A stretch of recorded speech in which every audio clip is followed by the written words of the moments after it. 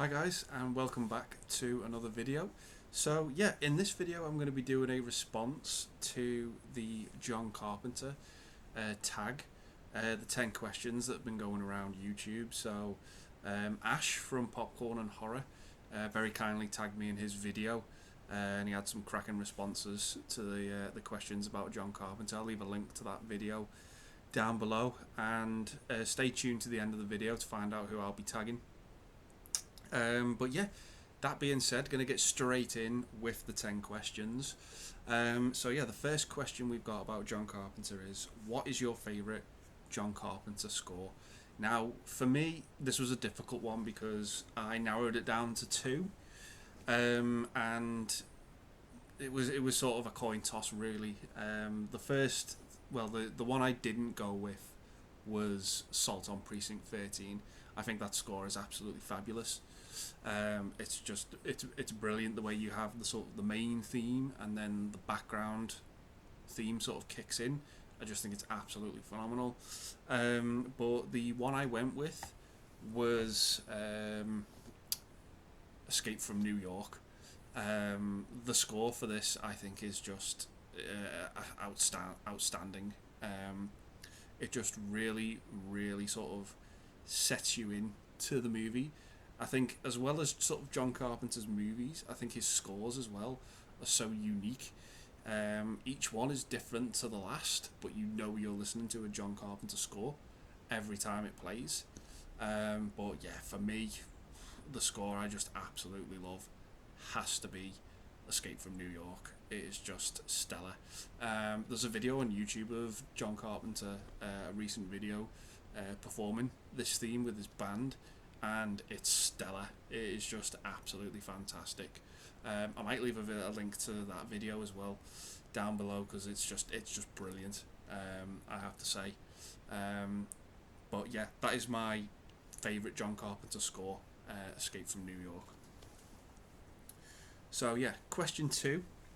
What is the most underrated John Carpenter film? Again, this was a bit of a difficult one because I could have gone with Prince of Darkness or In the Mouth of Madness, but I think those two movies are sort of starting to find solid ground now amongst fans. They're absolutely two brilliant movies. But one I'm going to go with is one from the 90s that I don't think really gets talked about enough. It's certainly a flawed movie. It does have its problems. But the movie I'm going to go with is the remake of Village of the Damned. What sort of won me over about this movie was, I think this movie looks fantastic. I've only ever seen it on DVD, but I would love to see maybe this get a 4K, or at least, I'm not sure if there's a Blu-ray going around of this movie, but I think there are some shots in this movie that rival The Fog in terms of how the movie looks. I just think it looks beautiful, this movie. Say what you will about the cast or some of the choices made in the movie, but I certainly think this movie doesn't go without its merit. Like I said, it is a flawed movie. It does have its problems. I think one of the main problems was Christopher Reeve was, I think, miscast in this role as the lead in the movie. But there's certainly some, like I said, some things to be praised about this movie. I think the children that they cast in this movie are brilliant. They are just so creepy. But yeah, like I say, the movie just looks gorgeous. And I just absolutely love how it looks. It's as simple as that. I find this movie quite an easy watch as well. It doesn't overstay its welcome. It has some brilliant music in it.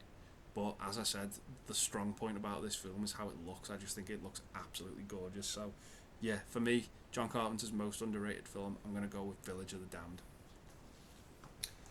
So question 3 is, what's the most scariest scene in a John Carpenter film?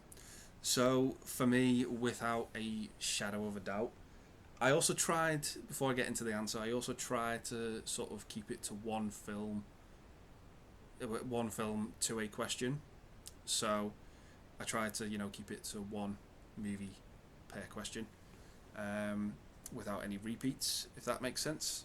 So for me, the answer to this one, the most scariest scene in a John Carpenter film, for me, it has to be the ending to Halloween. Um, yeah, this really, really unnerved me as a kid watching this movie. I think this movie is an absolute masterclass in sound design.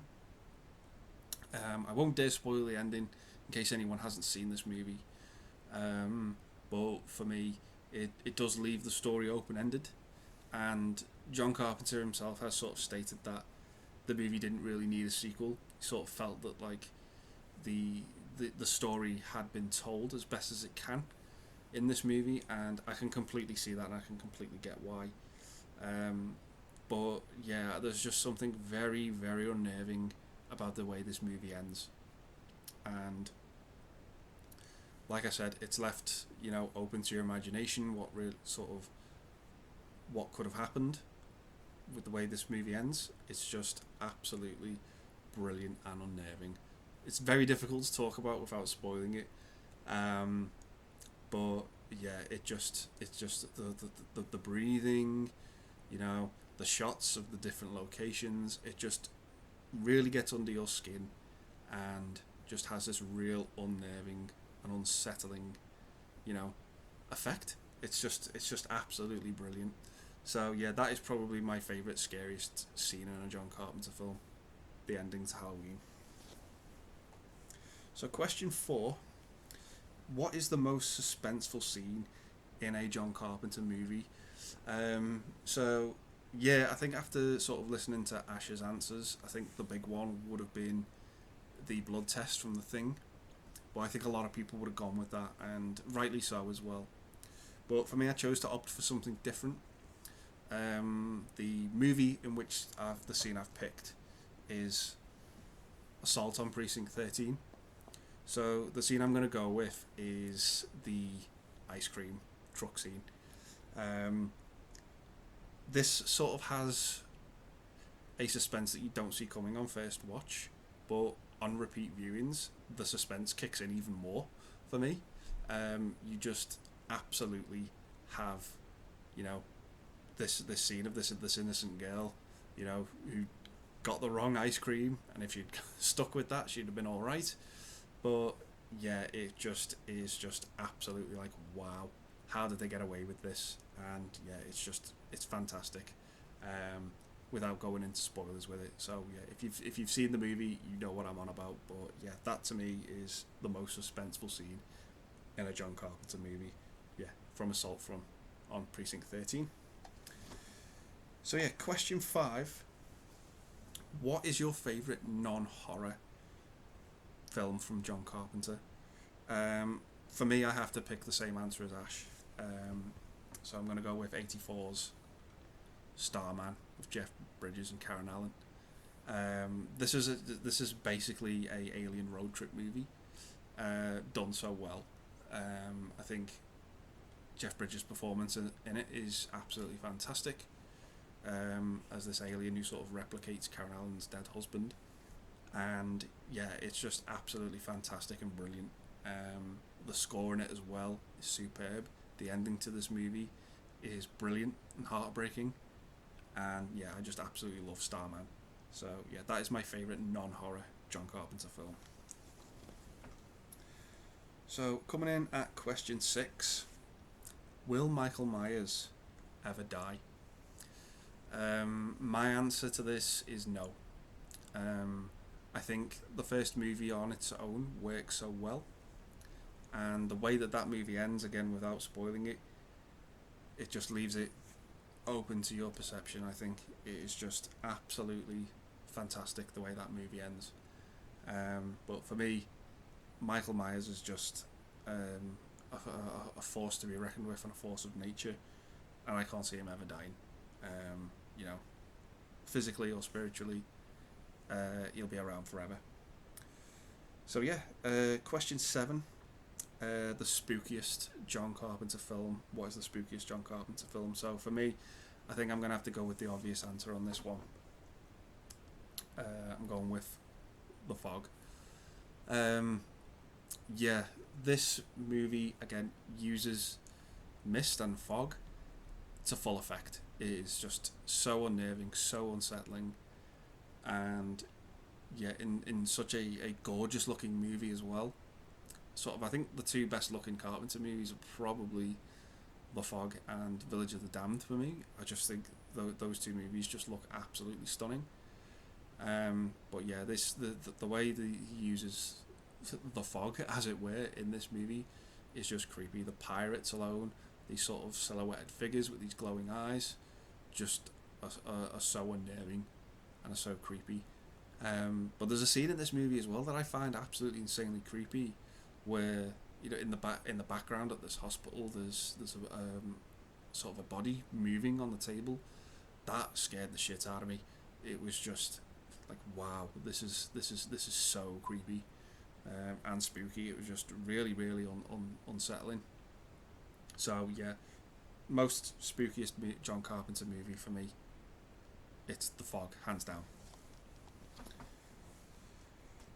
So coming in at question 8, what's the worst John Carpenter film? Again, for me, this is a bog standard answer. The worst John Carpenter movie, in my opinion, Ghost of Mars. I don't want to go in too much in this against this movie, but it's bad. It was really bad and not a pleasant experience to watch this movie. I've seen it twice, and I think that's enough. But yeah, what sort of wound me up a hell of a lot about this movie was towards the end. I thought it was gearing up to something, and it was a big action sequence was going to follow, and the movie ended. The credits just started to roll, and I was so frustrated and I was so upset with it. It was just really bad. The editing in it is not great. The shots in it aren't fun. It's not a fun movie to sit through. It just really isn't. Yeah, I can't say much more than that. Out of all, I've seen nearly pretty much all of the feature length movies that Carpenter's had a hand in directing, and this for me was the least fun. Out of all of them, it was a struggle. I think I'd go as far to say the movie is probably borderline unwatchable. But yeah, it was just a real slog to sit through, absolute chore. And I'm sorry to say that, but yeah, for me, it's his worst movie by far. Ghost of Mars. So yeah, question 9: if John Carpenter directed a sequel, what would it be? Now, I might get a lot of hate for this. There's movies I would absolutely love to see a sequel to from John Carpenter. They Live, I think, would be brilliant if we got a sequel to that. The Thing as well. I think that movie alone just could have opened a lot of doors for a sequel. I just think it would have been brilliant just to see Carpenter, do more in those universes. But the one I'm going to go with that I would have loved to have seen a sequel to is Big Trouble in Little China. This movie is the definition of a fun, good time. When watching a film, it's so colourful, it's so action packed, the characters are great, it's just wonderful all round. And the only reason why I would like to see a sequel to it is because I want to see more. Particularly as well how this movie ends. Yeah, just absolutely fantastic. But yeah, this is the one movie I would have loved to have seen a sequel to. Whether it needs one or not is another debate for another day. But yeah, personally, I would have loved to have seen a sequel to Big Trouble. So yeah, and the 10th and final question is: has John Carpenter still got another good film in him? For me, the answer is yes.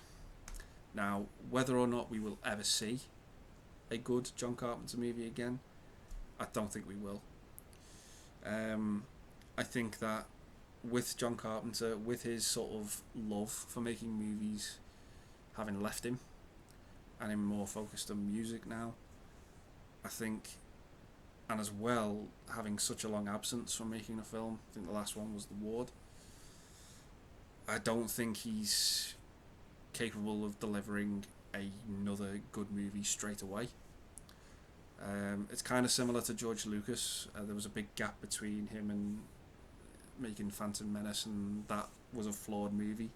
I think if we are going to get a good movie from John Carpenter, I think it would probably be maybe his fourth or fifth film if he was to return to directing.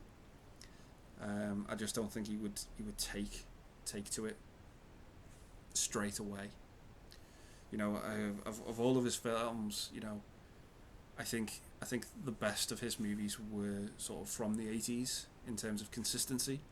I think for him to churn out so many unique and different movies, each one different from the last, each score different from the last, I think is a miracle in itself.